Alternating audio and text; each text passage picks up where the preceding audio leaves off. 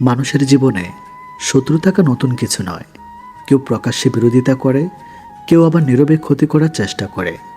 কিন্তু বাস্তব মনুষ্যত্ব বলে শত্রুকে দমন করার সবচেয়ে শক্তিশালী উপায় হলো তাকে আঘাত করা নয়, বরং নিজের মানসিক শক্তি, আচরণ এবং বুদ্ধিমাত্রা দিয়ে পরিস্থিতি নিয়ন্ত্রণ করা। যে মানুষ নিজেকে নিয়ন্ত্রণ করতে পারে তাকে কেউ সহজে দমিয়ে রাখতে পারে না। আজকের এই স্ক্রিপ্টে আমরা জানব মনুষ্যত্ব অনুযায়ী এমন 5টি কৌশল যেগুলো ব্যবহার করলে আপনার বিরুদ্ধে থাকা মানুষও ধীরে ধীরে আপনার প্রতি শ্রদ্ধাশীল হয়ে উঠবে এবং আপনার শক্তিকে উপেক্ষা করতে পারবে না। কৌশল 1, প্রতিক্রিয়া নয়, নীরবতা সবচেয়ে শক্তিশালী অস্ত্র। শত্রুর সবচেয়ে বড় চাওয়াকে আপনার রাগ, আপনার প্রতিক্রিয়া, আপনার আবেগের বিস্ফোরণ। মনুষ্যত্ব বলে যে মানুষ যত বেশি প্রতিক্রিয়া দেখায় সে তত বেশি নিয়ন্ত্রিত হয়। তাই প্রথম কৌশল হলো ইমোশনাল সাইলেন্স। কেউ অপমান করলে সঙ্গে সঙ্গে জবাব দেবেন না। কাউকে প্রমাণ করার জন্য তাড়াহুড়ো করবেন না। আবেগ নয়, সময় নিয়ে প্রতিক্রিয়া দিন। নীরবতা মানে দুর্বলতা নয়, নীরবতা মানে আপনি পরিস্থিতির উপর নিয়ন্ত্রণ রাখছেন। একজন শান্ত মানুষকে শত্রু সহজে পড়তে পারে না, আর যাকে পড়া যায় না তাকে নিয়ন্ত্রণও করা যায় না। কৌশল 2, নিজের মানসিক শক্তিকে অপ্রতিরোধ করুন। শত্রু কখন শক্তিশালী হয় জানেন? যখন আপনি ভেঙে পড়েন। মনোবিজ্ঞানে একে বলা হয় ইমোশনাল উইকনেস এক্সপ্লোটেশন। তাই আপনার দায়িত্ব কৌশল হলো নিজেকে ভেতর থেকে শক্ত করা। আত্মবিশ্বাস তৈরি করুন, নিজের সিদ্ধান্তে ধীর থাকুন। অন্যের মতামতে ভেঙে পড়বেন না, নিজের উন্নতিতে ফোকাস করুন। একজন মানুষ যখন উন্নত হতে থাকে তখন তার বিরুদ্ধে থাকা মানুষও ধীরে ধীরে পিছিয়ে যায়। কারণ বাস্তবতা হলো শক্তিকে হারানো কঠিন, কিন্তু শক্তির সামনে দাঁড়ানো আরও কঠিন। কৌশল 3, সীমারেখা বাউন্ডারিজ তৈরি করা শিখুন। অনেক মানুষ শত্রুর জন্ম দেয় নিজের সীমানা না থাকার কারণে। যে মানুষ না বলতে পারে না সেই বারবার ব্যবহার হয়। তাই তৃতীয় কৌশল হলো ক্লিয়ার সাইকোলজিক্যাল বাউন্ডারিজ। কে আপনার সাথে কেমন আচরণ করবে তা নির্ধারণ করুন। অপ্রয়োজনীয় কথা ছড়াবেন না, অপমানজনক আচরণ সহ্য করবেন না। প্রয়োজনে দূরত্ব বজায় রাখুন। মনুষ্যত্ব বলে যে মানুষ নিজের সীমা পরিষ্কার করে তাকে কেউ সহজে অতিক্রম করতে পারে না। এটা শত্রুকে আঘাত করার কৌশল নয়, এটা নিজেকে সুরক্ষিত রাখার কৌশল। কৌশল 4, প্রতিশোধ নয়, উন্নতি। এটাই সবচেয়ে বড় জবাব। অনেকে মনে করে শত্রুকে জবাব দিতে হলে প্রতিশোধ নিতে হবে, কিন্তু বাস্তব মনুষ্যত্ব বলে প্রতিশোধ আপনাকে তার স্তরে নামিয়ে আনে। সত্যিকারের শক্তি হলো নিজের জীবনকে এমন পর্যায়ে নিয়ে যাওয়া যেখানে আপনার বিরুদ্ধে থাকা মানুষও চুপ হয়ে যায়। নিজের ক্যারিয়ার উন্নত করুন, দক্ষতা বাড়ান, মানসিকভাবে পরিণত হন। নিজের জীবনে সাফল্য তৈরি করুন। একদিন যারা আপনাকে ছোট করেছিল তারাই আপনার পরিবর্তন দেখে নীরব হয়ে যাবে। কারণ উন্নতি এমন এক ভাষা যা সবাই বোঝে কিন্তু সবাই অর্জন করতে পারে না। কৌশল 5, মানুষের মন পড়ার দক্ষতা অর্জন করুন। যে মানুষ শত্রু চিনতে পারে না সে বারবার আঘাত পায়। মনুষ্যত্ব অনুযায়ী মানুষের আচরণ বোঝা একটি শক্তিশালী দক্ষতা। কে কিভাবে কথা বলছে লক্ষ্য করুন, কার উদ্দেশ্য কি তা বিশ্লেষণ করুন।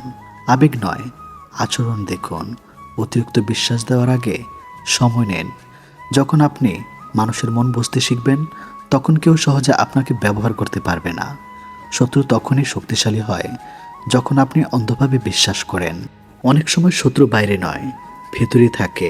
অর্থাৎ সন্দেহ, রাগ, অহংকার এবং অতিরিক্ত প্রতিক্রিয়া। যদি আপনি এগুলো নিয়ন্ত্রণ করতে পারেন তাহলে বাইরের শত্রু নিজেই দুর্বল হয়ে যায়। সত্যিকারের জয় হলো কাউকে হারানো নয়, সত্যিকারের জয় হলো নিজেকে এমনভাবে গড়ে তোলা যেখানে নেতিবাচক মানুষ আর আপনার জীবনে প্রভাব ফেলতে পারে না। যে মানুষ শান্ত, আত্মবিশ্বাসী এবং বুদ্ধিমান তার বিরুদ্ধে কেউ দীর্ঘ সময় টিকতে পারে না।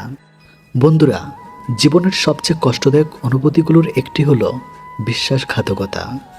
যে মানুষটাকে আপনি সবচেয়ে বেশি বিশ্বাস করেছিলেন, যাকে নিজের সুখ দুঃখের অংশ বানিয়েছিলেন, সেই মানুষটাই যখন বেইমানি করে তখন মনে হয় যেন বুকের ভেতরটা ভেঙে চুরমার হয়ে গেছে। অনেকেই তখন প্রতিশোধ নিতে চান। কেউ ঝগড়া করে, কেউ গালাগাল করে, কেউ আবার দিনের পর দিন কষ্ট নিয়ে বেঁচে থাকেন। কিন্তু সত্যি কথা হলো, বেমান মানুষের বিরুদ্ধে সবচেয়ে বড় প্রতিশোধ হলো নিজের জীবনকে সুন্দর করে গড়ে তোলা। আজ আমি আপনাদের বলবো এমন 3টি কাজের কথা, যা করলে বেমান মানুষটি একদিন নিজের ভুল বুঝতে বাধ্য হবে।